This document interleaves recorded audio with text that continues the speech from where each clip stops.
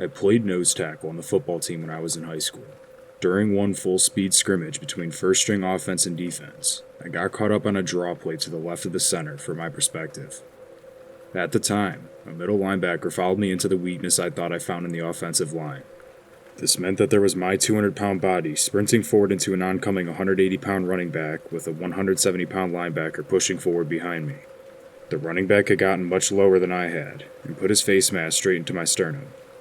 The combined force of the three of us on my chest led to a blunt force trauma of my heart. I immediately had chest pains, but thought that I just had the wind knocked out of me. As I stumbled off the field, the head coach yelled at me to get back onto the field. I tried to respond, but couldn't find the air to speak. I tried to remove my helmet, but couldn't find the strength to pry the snaps apart. I made it about 5 feet off of the field and collapsed.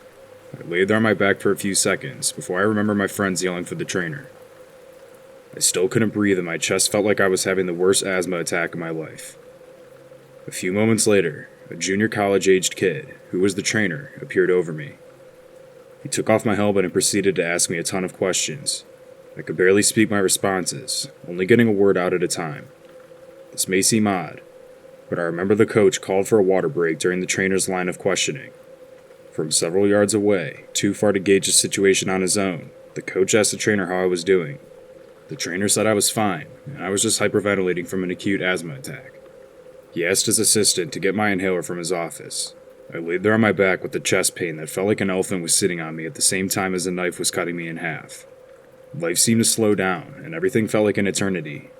The trainer's assistant returned with my inhaler, and they did their best to give me 2 pumps. I didn't respond to the medicine like the trainer thought I would, and he froze there kneeling over me. He kept repeating something to himself, but I couldn't hear it. My hearing was fading in and out, and I was only catching bits and pieces.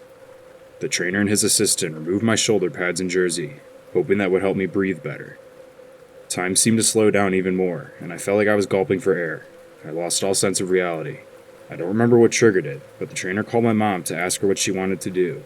After he relayed the situation to my mom, she asked him why he was calling her, and why he hadn't called 911. I vaguely remember the panicked look on the trainer's face as he sort of asked, then told the coach he was calling 911. An eternity passed. The sky was blue. Forever came and went. I couldn't move. I only saw blue sky, and it got lonely. I couldn't see anyone anymore. Just sky, no sound, no air. I tried talking, but all that would come out was nonsense. Suddenly, there were paramedics. This is where my memory starts to get really spotty. I'm in an ambulance. It's not moving. Now the ambulance is moving. What's happening? Why am I in an ambulance? The paramedic was talking to me, but I couldn't hear him. He was moving so fast. He looked nervous. The inside of the ambulance was shaking. Suddenly, there was just whiteness. Bam! Where am I? It was so white and bright. Then it was dark. Bam! So white and blurry. Then it was dark again. There was a doctor-looking guy, and he was with my mom. They were talking and she was crying. I was so confused and disoriented I remember thinking, where am I? I'm in a bed. Is this a dentist's office? Why am I at the dentist? Wait, is this a hospital? Why am I at the hospital? Where was I last? Everything looked white. I was in the whiteness, but where was that? The blue sky. I was looking at the blue sky, but where was that? Why am I here? I'm confused. These thoughts continued to roll through my mind. A nurse came in, and she told me to relax and try to remain calm. She was taking blood from an IV port on my wrist. When did I, the guy with the fear of needles, get an IV port?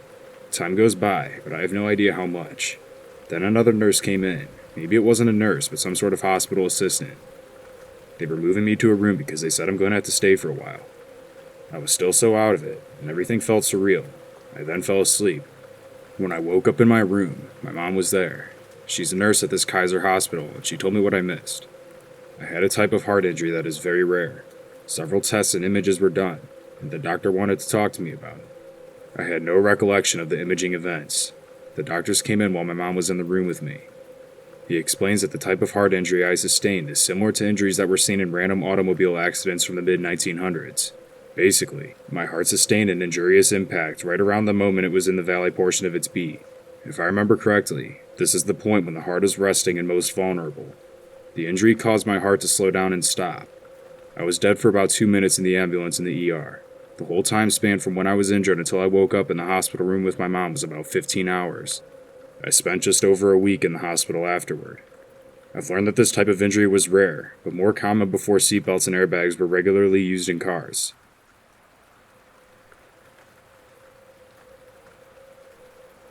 When I was 16, I was walking through the woods in the fall with my friend Jordan. We walked really far out, and about 45 minutes in, we found this tree leaning up against another Y-shaped tree. He picked up a huge 12-foot long and 4 inches in diameter stick and started hitting it to knock it down. We were competitive, so I said to give me the stick. I tried hitting the leaning tree and it wouldn't come down, so I stuck the stick we had under the leaning tree and kind of pried it out. Well, I got it to come down. The tree was about 20 feet long and like 1.5 feet in diameter. I caught it with my face. I was pinned to the ground and had flashy memories about what happened after it hit me. I remember trying to jump to the left. There was something that I can't remember in the way, so the tree completely crushed me. Jordan was able to pick up the tree up and off of me. This thing weighed like 1.5 tons. He then carried me back to my house, as I remember screaming in agonizing pain. At one point, I told him I could walk, so he set me down. I remember walking up my yard to my front door. As I opened it, my dad saw me and freaked out. He told me to come inside while he went to get my mom, who was in the shower at the time. They both knew something was wrong. I remember going to the couch to sleep because I felt tired. My dad came back and got me up and told me not to lay down. Anyways, my dad learned how to drive in the army and knew he'd get me to the hospital faster than an ambulance. We got to the hospital and some older guy who was having a heart attack in front of us got pushed behind me in line. I was laying in a hospital bed in the emergency room, listening to the doctors and my parents discuss whether to do the surgery or not. They said I had a 30% chance of living. Well, I didn't have time to listen to that because I had to throw up, so I leaned over and began vomiting. The doctor looked right at my parents and said, "We gotta do it now." They wheeled me back into the operating room to do a craniotomy. At the time, I had long hair, so they had to shave my entire head. During the operation, they put the gas mask over my head and told me to count from 100 to 0 backwards. I remember thinking of all the horror stories where you get paralyzed but can still feel everything. I got really scared and counted all the way up to 92 until I passed out. They took my skull apart that was in a million pieces and put it in a tray next to me. I had cauterized 12 arteries and had to get 168 stitches and 42 staples on the side of my head. While I was out, I remember kind of floating up to the corner of the room and watching the surgery take place, but it's like a picture memory and not a video memory. I don't know how to explain it any better than that, but I was able to observe the entire room from above as they performed surgery. I later learned that my brain's midline shifted 11 millimeters to the right. They said I should have been brain dead, but by some miracle, I wasn't. They also said that the pain I was experiencing was much greater than that of childbirth, to put the pain aspect in perspective. Since then, I've made a long and slow recovery, and I'm happy to say that I'm back to my old self today. I was in the Las Vegas massacre in 2017. I'm a security guard. I do all kinds of work for the various stadiums, casinos, big bars, and random events across the strip. My brother, his girlfriend, and my mother are all security guards who work events with me too. I had just transferred from Houston to Las Vegas, and it was still a bit of a culture shock going from doing football games every Sunday to doing outdoor concerts whenever they were available.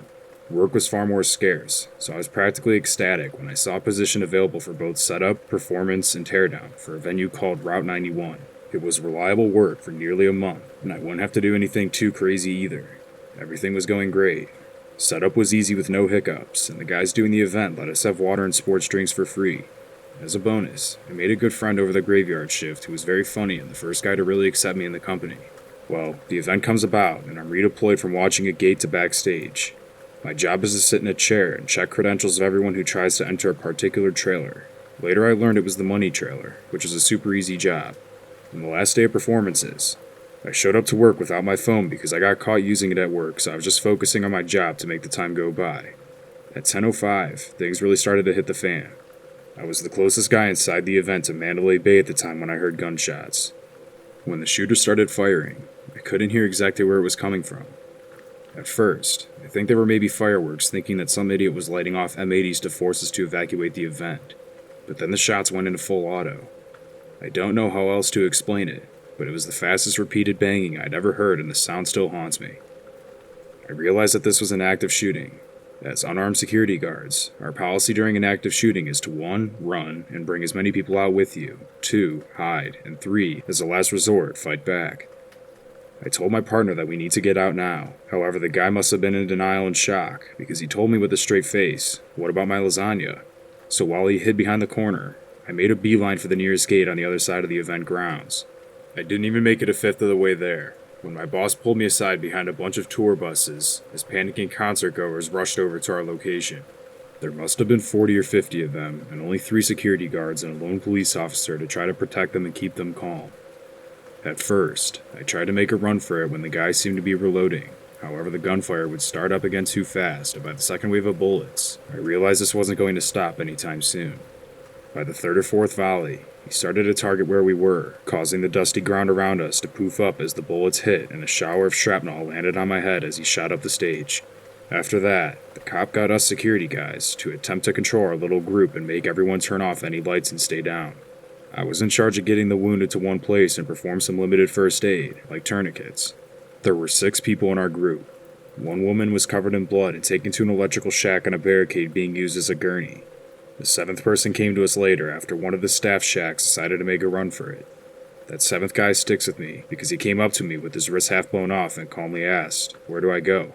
I got him with the others and a medic who came running near from the Tropicana. A big Santa Claus looking guy who I will also never forget despite never learning his name. He treated their injuries better than I could. People were screaming so loud and constantly. Guys in our group would suddenly try to stand up to go to fight the guy shooting at us. And this one intoxicated woman in a cocktail dress asked me where she could use the bathroom as bullets flew over our heads. It was all utterly surreal. Suddenly, though, it all got quiet. After 10 minutes of constant gunfire, it just stopped. The screaming stopped as everyone else in the event grounds had evacuated. It was the quietest it's ever been at this place. Truly deafening silence. I had no idea whether my family was okay or not. During the shooting, I couldn't call my fiancée to tell her I loved her one last time. After an hour, sitting there unsure of what was going on, SWAT finally came and cleared the guests to evacuate. My supervisor had me check for survivors before sending me out to the concert field to deal with people who had brought wheelbarrows to take their dead friends and family. I had to walk over a maze of bodies. There were so many, you couldn't walk 3 feet in a straight line without stepping on one. I got to the guys with the wheelbarrows and we got them to leave. Then my manager got to me. With the main field, he tells me, "You've done an amazing job. Now get off this field." It was the first moment I had been released off duty. For the first time, everything that I had seen and done crashed over me. It started feeling like a dream as I walked out of the event to see the gutters red with blood and a group of people telling a woman who was beating on the chest of a body that it was too late. He's gone. A big pickup truck loaded up with 3 layers deep with wounded people came screeching down the street, honking like crazy. I remember just being in shock. It just seemed so insane, so impossible. In the end, my family was all okay. We all made it out without a scratch, physically anyways. But my funny friend died. He had been shot in the throat and drowned in his own blood. One of the worst parts was afterwards. I was interviewed and I started getting death threats from people accusing me of being a crisis actor. I went through all of that, lost a good friend, and still, so many people thought it was all a lie. I still can't see myself as a hero. I was just doing my job at the right time at the wrong place. It took me a long time to realize that I'm not a failure and that those people did not die because of me.